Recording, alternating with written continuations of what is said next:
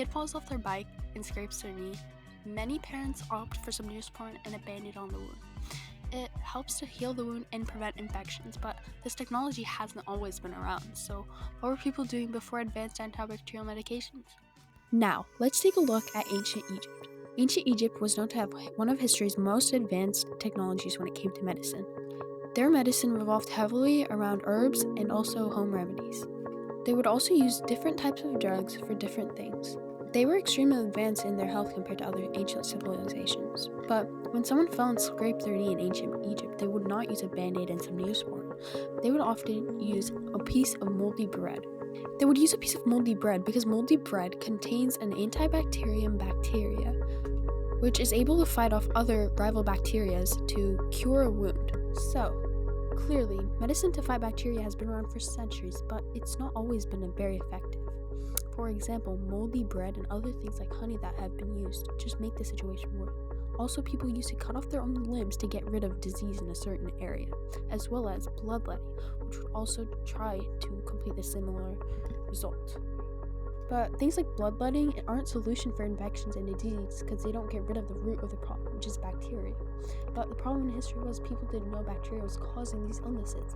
So until the late 1800s when further research was conducted about bacteria.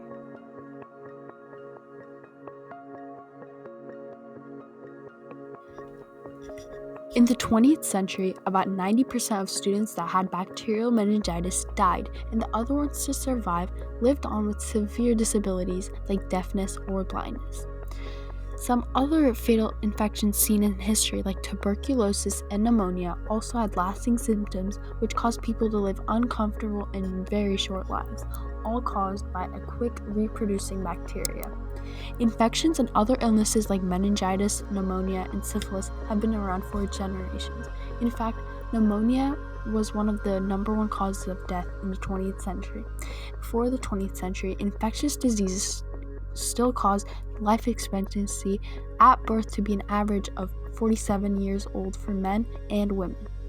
However, there's only one common medication that can treat them today, called penicillin. The age of antibiotics began with the discovery of penicillin. Prior to its invention, there was no fully effective cure for illnesses like pneumonia or rheumatic fever. In hospitals, there wasn't much doctors could do other than use home remedies or wait and pray. This great invention of penicillin was created by one man named Alexander Fleming. Alexander Fleming was a Scottish chemist, and he was born to his two parents of farmers. He originally wanted to be a surgeon because of his brother, who was also a doctor, but was talked out of it, but still pursued his education at St. Mary's Hospital, where he became a chemist. As a chemist, he was very curious and bright. And at St. Mary's Hospital, he gained a lot of knowledge about chemistry and biochemistry. However, by his peers, he was often described as messy and all over the place.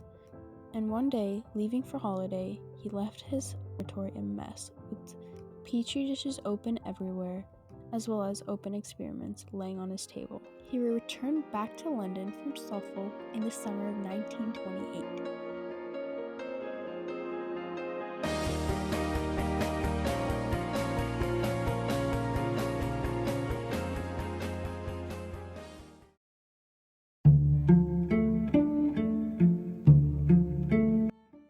After returning to St. Mary's after his holiday, he found a strange mold growing on one of his petri dishes. He figured the petri dish was growing this mold because he left it out on his table with the windows wide open for the particles from the outdoors to enter onto the petri dish.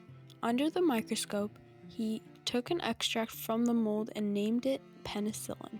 Through tests and experimentation, he saw that the staph and other gram-positive pathogens were susceptible to the antibacterial effects of the new penicillin.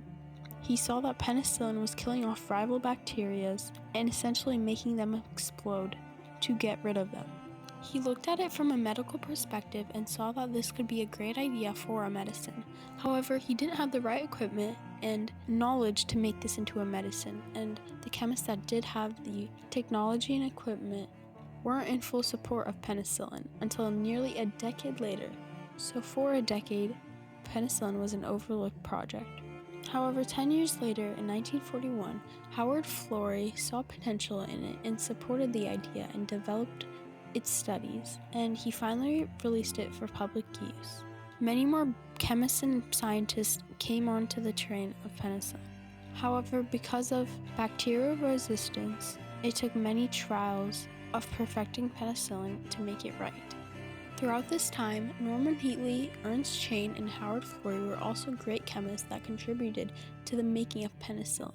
They also worked to make it more easily accessible for the population so that the world could be a healthier place. A few years later, in 1943, penicillin was beginning to be mass-produced. Its factories and workers were able to make over 160 million units of penicillin per year.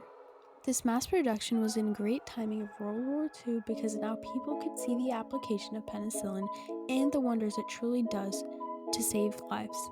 They used it on soldiers for the war, and it gained popularity, and the whole world began to use it. Now more and more people saw the great effects of penicillin, and this sparked a great interest in antibacterials. The antibiotic revolution began in 1928 with the discovery of penicillin by Sir Alexander Fleming, but also sparked the creation of other incredibly helpful antibiotics between the years of 1950 through the 1970s. This period was named the Golden Age of discovery of novel antibiotics by Robert Gates. During this time, there was a great increase in newly discovered antibiotics, and since then, antibiotics became the base of many new kinds of medications. Also, because of the invention of penicillin, the world had increased overall health, and it is shown because the leading cause of death went from communicable diseases to not communicable diseases after its discovery. Also, the life expectancy at birth increased to just under 79 years from what was 40 years. The elderly population of the US also grew from 4% to 14% in just around 75 years.